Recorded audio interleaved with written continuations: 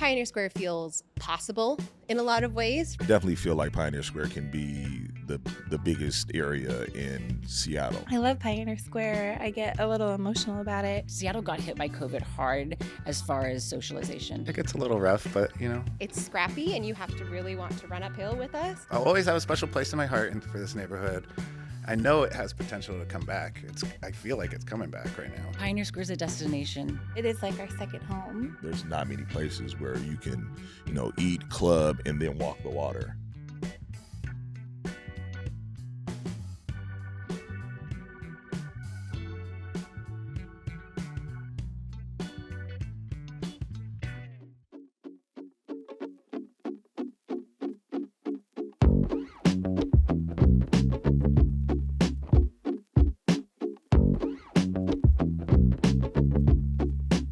Welcome back to Getting to Know Pioneer Square. I am your host, Blake NAST, and I'm here with Jason Lemons. Welcome. Thank you, sir. Appreciate it. You are a busy guy to reach, man. Yeah, man. It's a lot going on. 100%. Yeah. Are you from Seattle? You seem like you're someone who's like from the East Coast or something. Yeah, I get that a lot now. I'm a born and raised Washingtonian. I would have never expected that. Yeah, I get that a lot. Why do you think that is? I don't know. I've always had an infatuation actually with the East Coast. I always grew up listening to East Coast rap and then influenced fashion wise by the East Coast. So yeah, I guess in another life was a New Yorker. So what makes the Lemon Grove so special compared to other vintage places in the Seattle area? This is, I believe, the only Black-owned vintage brick and mortar. Don't quote me on that, but I believe so. So that makes this a unique space in it being that it's minority owned. And is that important to you? Absolutely, yeah.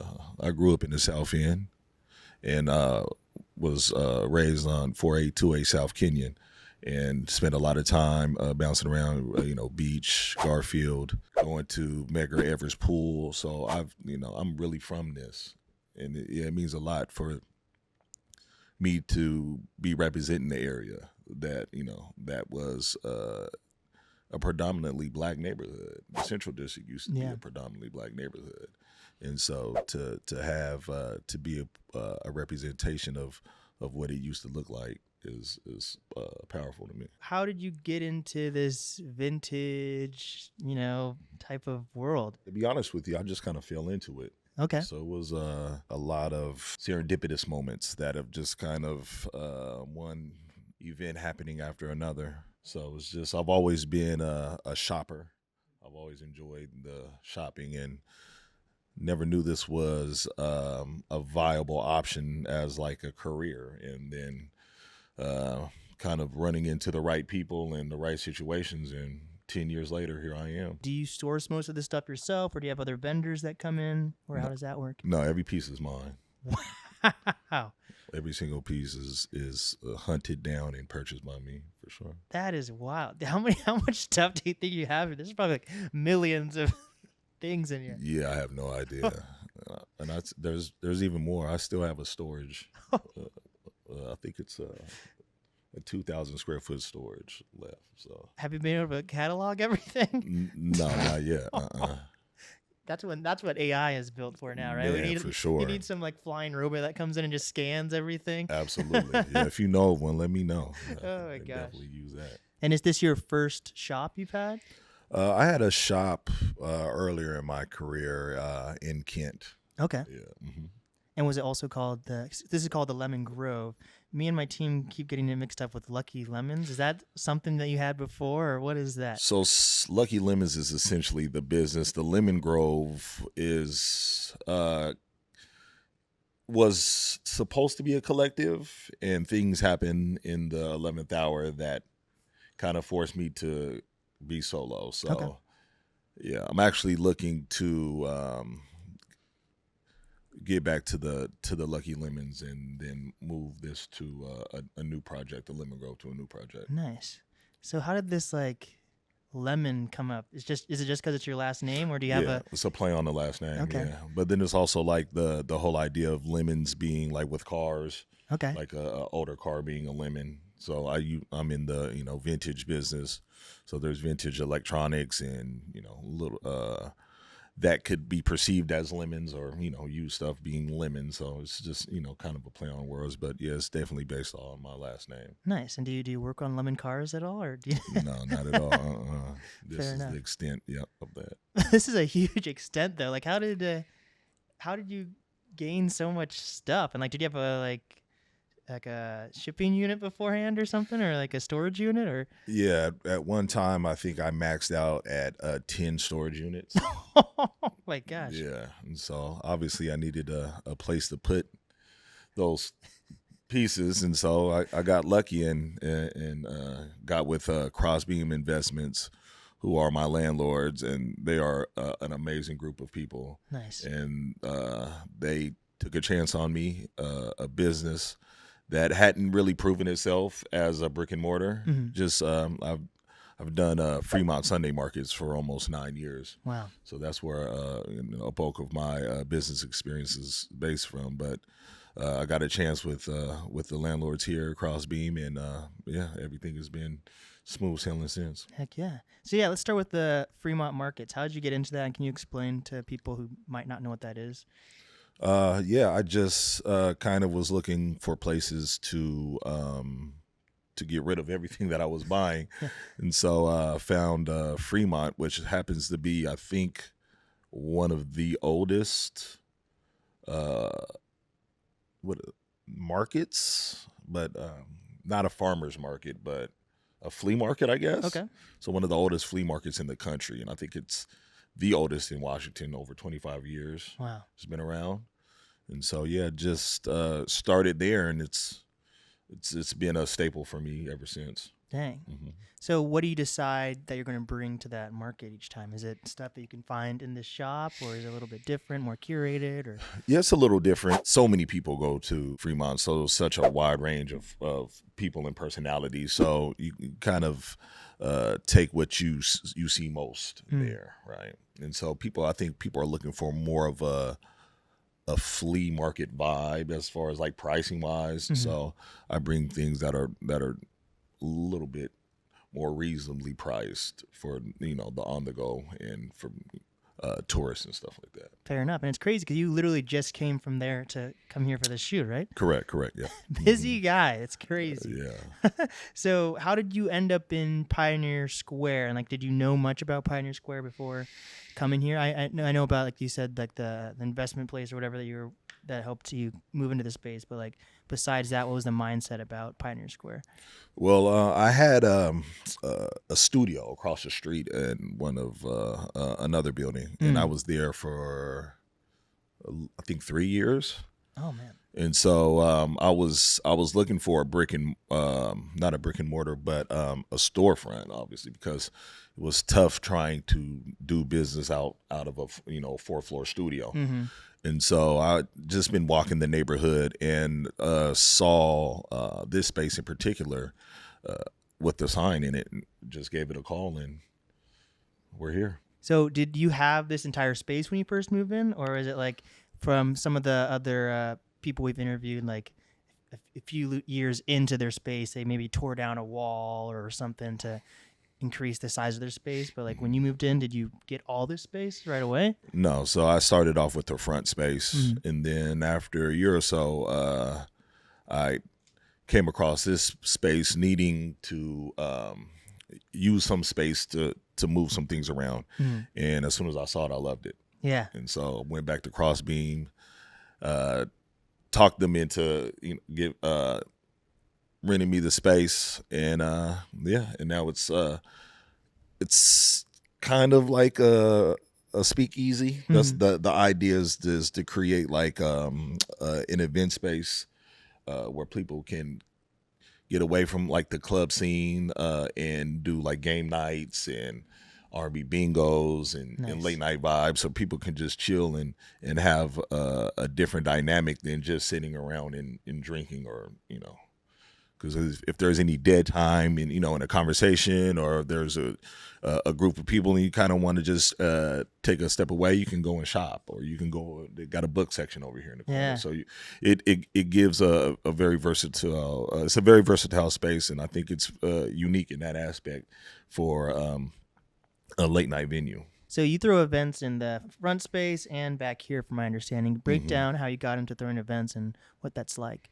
Whether you feel like there's a validity to it or not, but like the Seattle Freeze and trying to combat the Seattle Freeze and showing that, there's life here in Seattle, and there's people of like mind who want to just be able to go out and have a good time without the loud music or the structure of a club, but, can just leave the house without either going to a movie or going to a club, but can still go out, have some drinks, relax, but in an atmosphere that's super unique and safe. Describe the two different feelings for people from the front space to the speakeasy space. Like, what are the different vibes, would you say? What I've mostly done in the front are like real club events.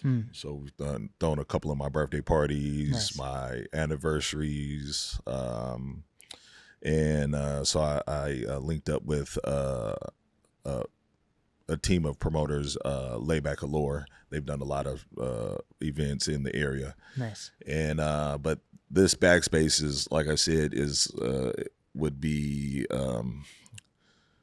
more laid back. So the idea too in the future is to have game nights, like Uno tournaments. Nice. Obviously, you see the skee ball and the foosball tables. So it's like, just be able to come here and, have a drink, play some games with some friends, and go home. Yeah. Like, I want to create a space where everybody can come to and feel comfortable. So if there's an EDM DJ that wants to come, great. If there's a rock band that wants to play on, on Art Walk night, like I wanted to have a space where everybody's comfortable and everyone feels welcome, and there's space for up and comers or people who can't afford space to go and play. Like, I want even like Art Walk, where I feature 4 or 5 different small businesses. It's like sometimes these businesses don't have access to spaces, and so I would love to be a incubator for bands, for DJs, for businesses. I'm actually working on a project now, separate from what we're doing here, creating a co-op space for small businesses. Dang. So I'm all about building community. It took me almost 8 years to get here, and that's a lot of that is based off of my ability to pay for the space. I've talked to this about this in length, that it's kind of sucks to say, but I benefited from the pandemic because so many people lost their lives and people lost family members, and it feels weird to say that I benefited from that, but essentially I wouldn't be here if it wasn't for the pandemic. No, I agree with my own space, especially in Pioneer Square was hit very hard. Absolutely.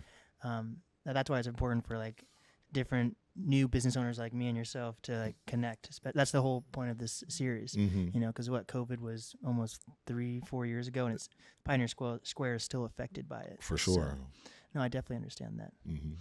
Is there any history in this building that you know about? Like, is this a historical building? Yeah, I think 90% of the buildings in Pioneer Square are historical. So you could just tell by the beams in this place. And structurally, there's not a lot of changes you can make to the space. So I think that's one of the amazing parts about Pioneer Square is I think it is the oldest part of the city, and looking to help bring the glory back to the neighborhood. I first heard about you when I came to one of the networking events that you guys hosted. So what's that been like, being like part of this community? It's been good. It's been a good experience. My neighbor, Lisa, who owns Zeitgeist, she's been amazing since the first day I met her. I actually went to her before reaching out to Crossbeam about the space, and about the neighborhood, and she, took me under her wing the entire time and gave me really good advice. And so she made me feel comfortable in even going for this space and being her neighbor. And then Danny, the owner of Conan Steiner, has always been a great resource for me. She's always there to have conversations with. It's been a really cool experience. And what are your goals with community in Pioneer Square? My goal is just to continue doing what I've been doing, building community within the confines of my space, but then also trying to spread or put more light on Pioneer Square. I definitely feel like Pioneer Square can be the biggest area in Seattle. I mean, there's not many places where you can, eat, club, and then walk the water. Yeah. And I think it gives you the most unique experience than, even Capitol Hill or Belltown or Queen Anne. Yeah, 100%. for sure. So you see yourself being in Pioneer Square for like the long haul? For the foreseeable future, yeah. If Pioneer Square will have me. Heck yeah. Yeah. What are your favorite spots in Pioneer Square for food or just to show people when they're in town? Or So my favorite spots, I love obviously Zeitgeist. I live in the area, so I get a lot of my groceries here at Conan Steiner. Temple, because I love pool. One of my good friends, Keith, over there at Bon Voyage. All he really likes is chicken nuggets and grilled cheese to eat. And Damn the Weather, the Underbelly. There's some good spots. I just wish there was a good breakfast spot. We need a good breakfast spot. I need a good pancake. Yeah. Yeah. Wait, so you said you get groceries in Pioneer Square? Well, not groceries, but I get some of my essentials over there at Conan Steiner. Okay. Yeah. Because like that's the one big thing. I'm like, I wish there was an actual grocery. Because I feel like you have to go all the way to Cap Hill, kind of. Yeah, or Wajimaya. Yeah. Yeah. So that's the only thing. Damn. Mm-hmm. I haven't even checked out that place. I need to check out. You said Cohen Steiner? Conan Steiner, yeah, right there. Okay. Mm-hmm. Right next door. There we go. And then my final question would be, why should people come to Pioneer Square, and why should people come to the Lemon Grove? People should come to Pioneer Square because it's probably the most unique neighborhood you're gonna find. Like I said earlier, you can go to Taylor Shellfish and get oysters. You can come shop at the Lemon Grove because we have over 8,000 square feet of vintage. And then you can walk down First Ave and straight to a waterfront and walk miles through the new waterfront that they have there. So, I mean, where else can you do that and hit the aquarium? So I think Pioneer Square is a no-brainer neighborhood. And I think after this World Cup, it's going to transform and take off. 100%. All our rents are going to get raised. That's why I don't know how long I might be here. You feel what I'm saying? 100%. Okay. Well, this has been Getting to Know Pioneer Square with Jason Lemons. And we did it. Thank you so much for being here. Yes, sir.